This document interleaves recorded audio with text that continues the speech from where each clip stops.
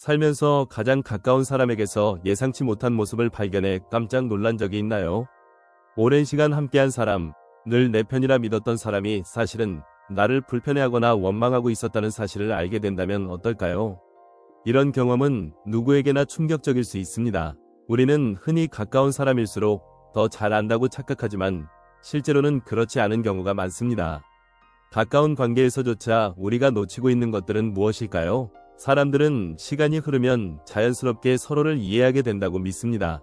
하지만 현실은 정반대입니다. 시간이 지날수록 오히려 더 많은 오해가 쌓이고 가까울수록 진짜 속마음을 모르는 경우가 많습니다.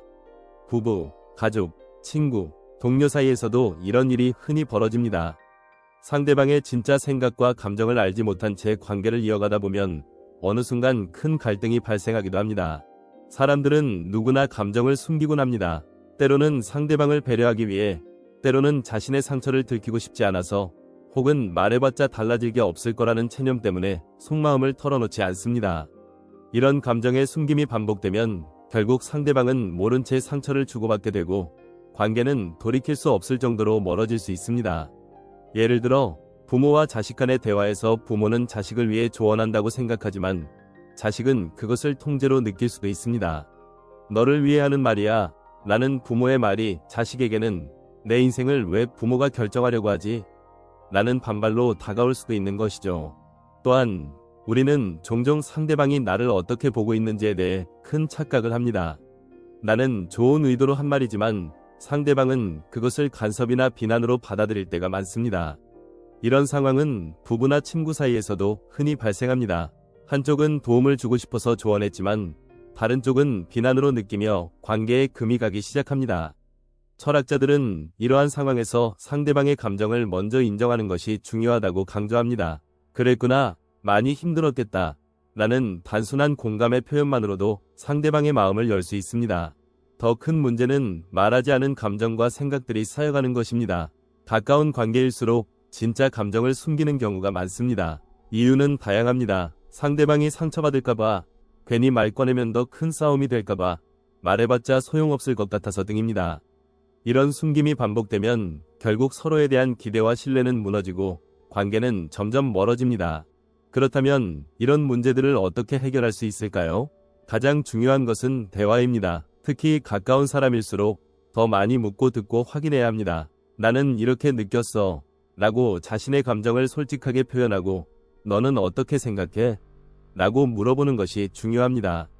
비난 대신 자신의 감정을 이야기하면 상대방도 방어하지 않고 대화에 응할 가능성이 높아집니다.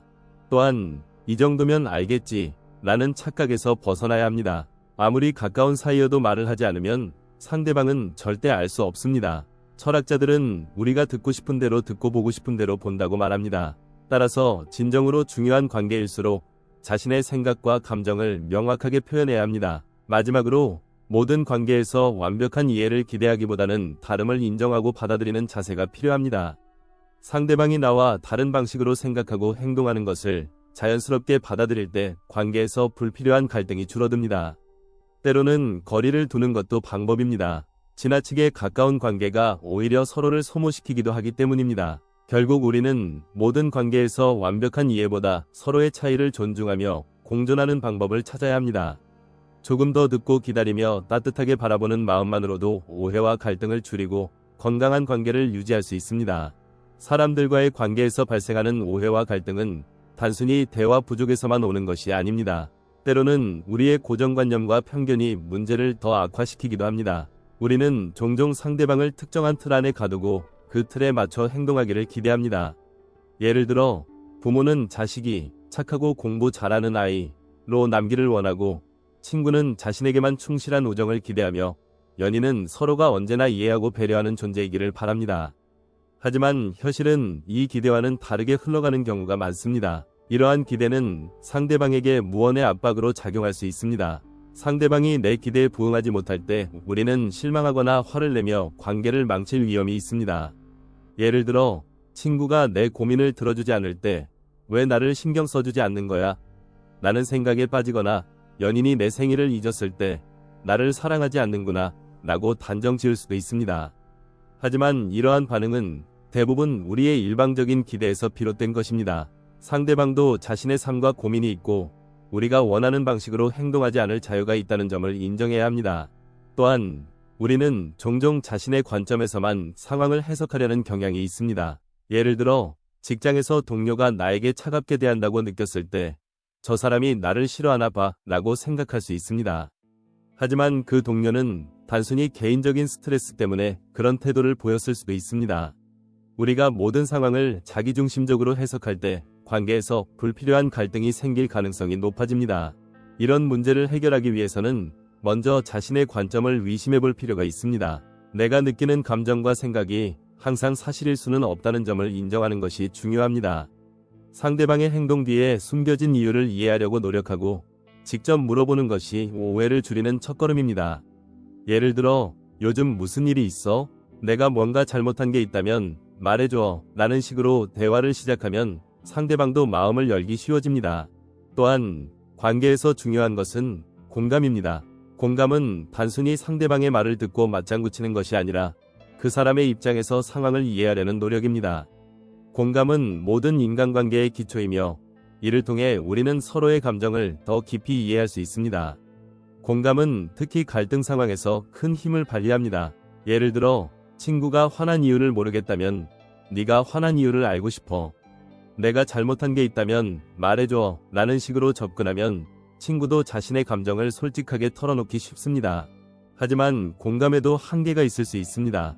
모든 사람과 모든 상황에서 완벽하게 공감하는 것은 불가능합니다. 이럴 때는 상대방의 감정을 존중하면서도 나 자신을 지키는 균형이 필요합니다. 예를 들어 상대방이 너무 많은 요구를 하거나 나에게 지나치게 의존하려 한다면 이를 적절히 조율해야 합니다. 관계에서 중요한 것은 서로의 경계를 존중하며 건강한 거리를 유지하는 것입니다. 또 하나 중요한 점은 자기 성찰입니다. 우리는 종종 상대방에게 문제가 있다고 생각하지만 실제로는 내가 문제의 일부일 수도 있습니다. 예를 들어 내가 지나치게 통제하려 하거나 상대방에게 과도한 기대를 하고 있다면 이는 관계에 악영향을 미칠 수 있습니다. 자기 성찰은 내가 어떤 태도로 관계에 임하고 있는지 돌아보게 해줍니다. 이를 통해 우리는 더 나은 방식으로 관계를 개선할 수 있는 기회를 얻습니다. 결국 인간관계란 끊임없이 변화하고 발전하는 과정입니다. 모든 관계에는 갈등과 오해가 존재할 수밖에 없습니다. 중요한 것은 이를 어떻게 해결하고 더 나은 방향으로 나아갈 것인가 하는 점입니다. 대화와 공감, 자기 성찰이라는 세 가지 요소를 중심으로 우리는 더 건강하고 의미 있는 관계를 만들어갈 수 있습니다. 삶에서 가장 중요한 것은 결국 사람들과의 연결입니다. 우리가 서로에게 진심으로 관심을 가지고 노력할 때 비로소 진정한 관계가 형성됩니다. 이는 단순히 가까운 사람들뿐만 아니라 일상에서 만나는 모든 사람들에게도 적용될 수 있습니다.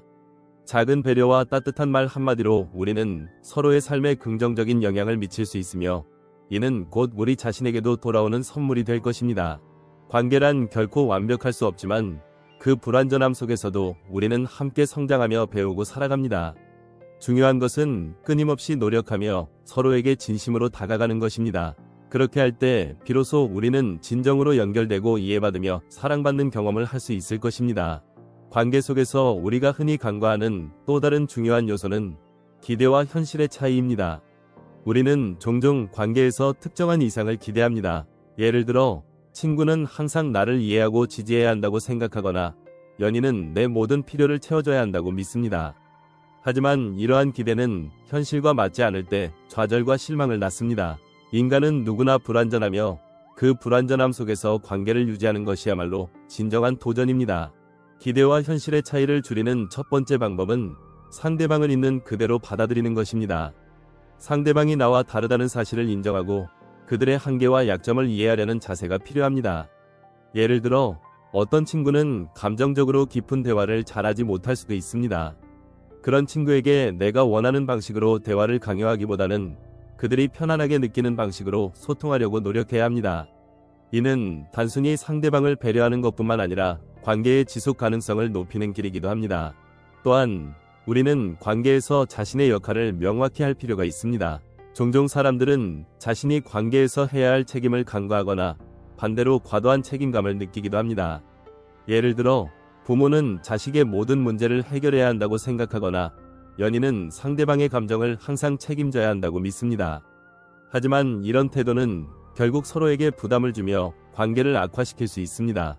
중요한 것은 각자가 자신의 역할과 책임을 명확히 하고 상대방에게 지나치게 의존하거나 과도한 기대를 하지 않는 것입니다.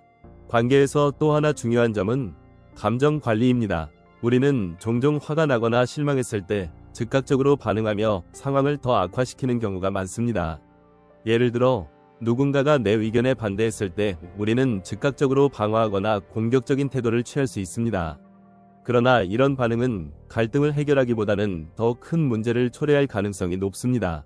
감정을 관리하는 가장 좋은 방법은 잠시 멈추고 상황을 객관적으로 바라보는 것입니다. 지금 내가 느끼는 감정이 이 상황에서 적절한가?